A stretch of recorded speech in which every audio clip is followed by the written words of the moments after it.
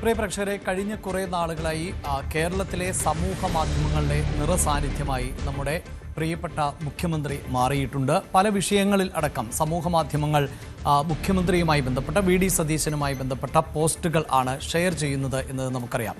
ഈ കഴിഞ്ഞ ഏറ്റവും അധികം ചർച്ച ചെയ്യപ്പെട്ട ഒന്ന് മുഖ്യമന്ത്രിയുടെ വാർത്താ സമ്മേളനത്തിൽ വാഹനങ്ങളുടെ മോഡിഫിക്കേഷനുമായി ബന്ധപ്പെട്ട ഒരു ചോദ്യം ഉയർന്നിരുന്നു. അതായത് വാഹനങ്ങളുടെ ഓൾട്രേഷന് അനുമതി നൽകുമോ എന്നുള്ളതായിരുന്നു.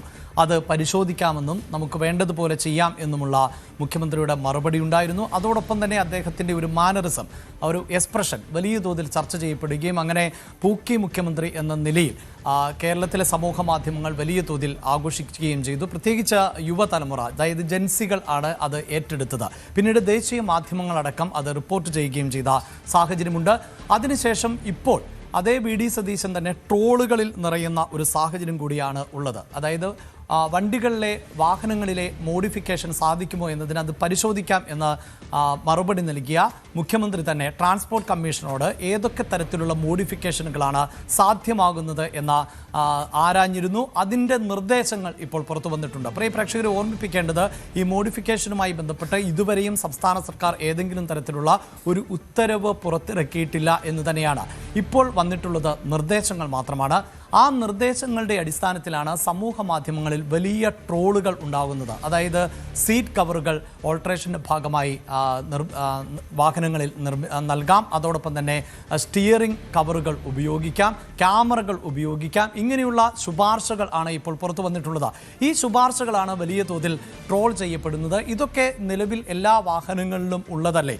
ഇതിന് എന്താണ് പുതുമ എന്നതാണ് ഈ ട്രോളിൻ്റെ എല്ലാം ഉള്ളടക്കം.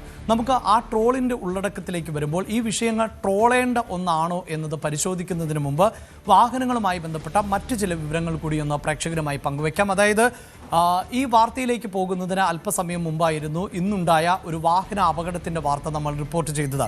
ആ വാഹന അപകടത്തിൽ ദൃക്സാക്ഷികളായ ആളുകൾ പറഞ്ഞത്, ആ അപകടത്തിൽ പെട്ടുപോയ ആളുകൾ പറഞ്ഞത്, എതിരെ വന്ന വാഹനത്തിൽ നിന്ന് വലിയ തീവ്രതയുള്ള ലൈറ്റ് അവരുടെ കണ്ണിലേക്ക് അടിച്ചു എന്നുള്ളതാണ്. അതുകൊണ്ട് തന്നെ ഈ അപകടത്തിലേക്ക് നയിച്ചത് ഒരു പക്ഷേ ആ ലൈറ്റ് ആയിരിക്കാം എന്നതാണ്. പ്രിയ പ്രേക്ഷകരെ ഓർമ്മിപ്പിക്കാനുള്ളത്, ഈ അപകടത്തിൻ്റെ കാരണമായി ആ ലൈറ്റാണ് വന്നിട്ടുള്ളത് എങ്കിൽ ആ ലൈറ്റിന് അനുമതിയുണ്ടോ എന്നത് വളരെ പ്രധാനപ്പെട്ട ഒന്നാണ്. അതായത് രാജ്യത്ത് ഇറങ്ങുന്ന വാഹനങ്ങൾ, അത് ഏതു വാഹനവുമായിക്കൊള്ളട്ടെ, ആ വാഹനം കേന്ദ്ര ഏജൻസികളുടെ കൃത്യമായ പരിശോധനകൾക്ക് ശേഷം മാത്രമാണ് നിരത്തിൽ ഇറങ്ങാൻ ഈ വാഹന നിർമ്മാണ കമ്പനികൾക്ക് അനുമതി നൽകുന്നത് എന്നതാണ്. അതിലേറ്റവും പ്രധാനപ്പെട്ട അതോറിറ്റി എന്നത് ARAI ആണ്. അതായത് automotive research association of India, Pune ആസ്ഥാനമായുള്ള ഈ സ്ഥാപനം ആണ് ഈ വാഹന നിർമ്മാതാക്കൾ പുതുതായി ഇറക്കുന്ന വാഹനങ്ങളുടെ ഫിറ്റ്നസ് പ്രധാനമായും പരിശോധിക്കുന്നത്. അതോടൊപ്പം തന്നെ DRDO, അത് പ്രതിരോധ മേഖലയിൽ ഉള്ള ഒരു സ്ഥാപനം ആണ് എന്ന് നമുക്കറിയാം. Defence research and development organisation എന്നതാണ്. സാധാരണ DRDO പരിശോധിക്കുന്നത് ഈ സൈനിക ആവശ്യങ്ങൾക്ക് വേണ്ടി ഉപയോഗിക്കുന്ന വാഹനങ്ങൾ ആണ്. ആ വാഹനങ്ങളുടെ സുരക്ഷ, ആ വാഹനങ്ങളുടെ സുരക്ഷാ സംവിധാനങ്ങൾ, ആ വാഹനങ്ങൾ പൊതുനിരത്തിലേക്കോ അല്ലെങ്കിൽ സൈനിക ആവശ്യങ്ങൾക്കോ ഒക്കെ ഉപയോഗിക്കുന്ന എത്രമാത്രം പ്രാപ്തമാണ് എന്നതാണ് പരിശോധിക്കുന്നത്. ഇത് മാത്രവുമല്ല, കേന്ദ്ര ഏജൻസികളുടെ പട്ടികയിലേക്ക് വരുന്നത് ICAT എന്ന international centre for automotive technology, VRDE എന്ന vehicle research and development establishment പോലെയുള്ള സംവിധാനങ്ങളും ഇതെല്ലാം കേന്ദ്ര സർക്കാരിന് കീഴിൽ വരുന്ന സംവിധാനങ്ങളാണ്. ഈ സംവിധാനങ്ങൾ അപ്രൂവ് ചെയ്യുന്ന വാഹനങ്ങൾ മാത്രമാണ് പൊതുനിരത്തുകളിൽ ഇറക്കാൻ സാധിക്കുക എന്നതാണ് പ്രേക്ഷകരെ ആദ്യം തന്നെ സൂചിപ്പിക്കേണ്ടതായി ഉള്ളത്. അതോടൊപ്പം തന്നെ നമ്മൾ മറ്റു വിശദാംശങ്ങളിലേക്ക് പോകുമ്പോൾ, രാജ്യത്തെ ഫെഡറൽ സംവിധാനം എന്ന നിലയിൽ നമുക്കറിയാം രാജ്യത്തിന് ആകെ ബാധകമാകുന്ന നിയമങ്ങൾ ആണ് നമുക്കുള്ളത്. അതേസമയം ചില സംസ്ഥാനങ്ങളിൽ അടക്കം ഈ കേന്ദ്ര നിയമങ്ങൾക്ക് അപ്പുറത്തേക്ക് ചില മാറ്റങ്ങൾ വരുത്തുവാനുള്ള അവകാശവുമുണ്ട്. ഇതിലേറ്റവും എടുത്തു പറയേണ്ടത് ministry off road transport and highways എന്ന കേന്ദ്ര സ്ഥാപനം ആണ്. രാജ്യത്തെ വാഹനങ്ങളെ സംബന്ധിച്ച നിയമങ്ങൾ, റോഡ് സുരക്ഷയെ സംബന്ധിച്ച നിയമങ്ങൾ എന്നിവയ്ക്ക് പ്രാധാന്യം നൽകുകയും ഇതിനനുസരിച്ചുള്ള നിയമങ്ങൾ എല്ലാവർക്കും ബാധകമാണ് എന്നതുകൂടിയാണ് എടുത്തു പറയേണ്ടത്. ഒപ്പം സ്റ്റേറ്റ് ട്രാൻസ്പോർട്ട് അതോറിറ്റി ഉണ്ട്, റീജിയണൽ ട്രാൻസ്പോർട്ട് അതോറിറ്റിയുമുണ്ട്. സ്റ്റേറ്റ് ട്രാൻസ്പോർട്ട് അതോറിറ്റി തീർച്ചയായും നമ്മുടെ സംസ്ഥാനത്ത്, അതായത് ഈ കേന്ദ്ര നിയമങ്ങൾക്ക് അനുസൃതമായി അപകടകരമല്ലാത്ത തരത്തിലുള്ള എന്തൊക്കെ മാറ്റങ്ങൾ സംസ്ഥാനത്തെ ഗതാഗത സംവിധാനങ്ങളിൽ, വാഹന സംവിധാനങ്ങളിൽ, ഒപ്പം റോഡ് സുരക്ഷയിൽ വരുത്താം എന്ന അതോറിറ്റിയാണ് സ്റ്റേറ്റ് ട്രാൻസ്പോർട്ട് അതോറിറ്റി എന്നതുകൂടിയാണ് വ്യക്തമാക്കുന്നത്. ഇവിടെയാണ് വി.ഡി. സതീശൻ എന്ന കേരളത്തിൻ്റെ മുഖ്യമന്ത്രി ചില വസ്തുതകൾ മനസ്സിലാക്കാതെയാണ് ഈ ഓൾട്രേഷൻ പോലെയുള്ള നടപടികൾ അല്ലെങ്കിൽ മോഡിഫിക്കേഷൻ നടപടികൾ പരിഗണിക്കാം എന്ന് മറുപടി നൽകിയത് എന്നതാണ് ഈ രംഗത്തെ വിദഗ്ധരുടെ അഭിപ്രായമായി വരുന്നത്. അതിനുശേഷം ഇപ്പോൾ ട്രാൻസ്പോർട്ട് കമ്മീഷൻ നൽകിയിട്ടുള്ള ശുപാർശകൾ, ആ ശുപാർശകളിൽ പ്രധാനപ്പെട്ടത് ഇതാണ്. അതായത് ഇപ്പോൾ നൽകിയിട്ടുള്ള ഇളവുകൾ, അതായത് കേരളത്തിലെ വാഹന ഉപഭോക്താക്കൾക്ക് നിലവിൽ നൽകിയിട്ടുള്ള ഇളവുകൾ എന്നതാണ് ഈ ട്രോളിന് കാരണമായിട്ടുള്ളത്. അതിൽ തന്നെ seat cover, floor mat, steering cover, chrome garnish, door visor, mud flap, body sticker ഇങ്ങനെയുള്ള ഇളവുകൾ ഉണ്ട്. ഇൻറ്റീരിയർ ആംബിയൻറ്റ് ലൈറ്റിംഗ് പോലെയുള്ള ഇളവുകൾ ഉണ്ട്. അധികം സ്പീക്കറുകൾ എന്ന തരത്തിലുള്ള ഇളവുകൾ നമ്മൾ ഈ പട്ടികയിൽ കാണുന്നുണ്ട് എന്നതാണ്. ടയർ പ്രഷർ മോണിറ്റർ പോലെയുള്ള സംവിധാനങ്ങൾ, ലഗേജ് കാരിയർ, 50% സുതാര്യമായ സൺഫിലിംഗ്, ഇതെല്ലാം യഥാർത്ഥത്തിൽ കേരളത്തിലെ നിരവധിയായ വാഹന ഉടമകൾ അവരുടെ വാഹനങ്ങൾ സജ്ജീകരിച്ചിട്ടുള്ള ക്രമീകരണങ്ങളാണ്. പിന്നെ എന്തിനാണ് ഇത്തരത്തിൽ ഒരു തട്ടിപ്പ് സർക്കാർ നടത്തുന്നത് എന്ന ചോദ്യമാണ് ട്രോളുകൾ എന്നറിയുന്നത്. പ്രിയ പ്രേക്ഷകരെ ഓർമ്മിപ്പിക്കാനുള്ളത്, വളരെ കൃത്യമായി നമ്മുടെ നിയമ സംവിധാനങ്ങൾ ഇത്തരത്തിലുള്ള ഒന്നും അനുവദിക്കുന്നില്ല എന്നത് തന്നെയാണ്.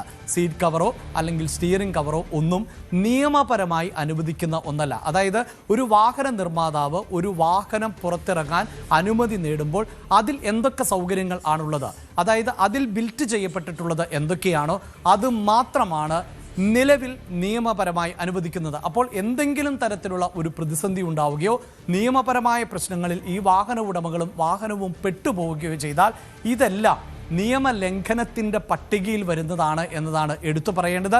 നമ്മുടെ റോഡിൽ ചെക്കിംഗ് നടത്തുന്ന ഉദ്യോഗസ്ഥർ നമുക്ക് തീരെ ഇഷ്ടമില്ലാത്ത ഒരു വിഭാഗമാണ് അവർ എന്ന് പറയുമ്പോൾ പോലും ഇത്തരം കൂട്ടിച്ചേർക്കലുകൾ ഉണ്ട് എങ്കിൽ അതിനെതിരെ നടപടി സ്വീകരിക്കാൻ അവർക്ക് സാധിക്കും എന്നതാണ് എടുത്തു പറയേണ്ടത്.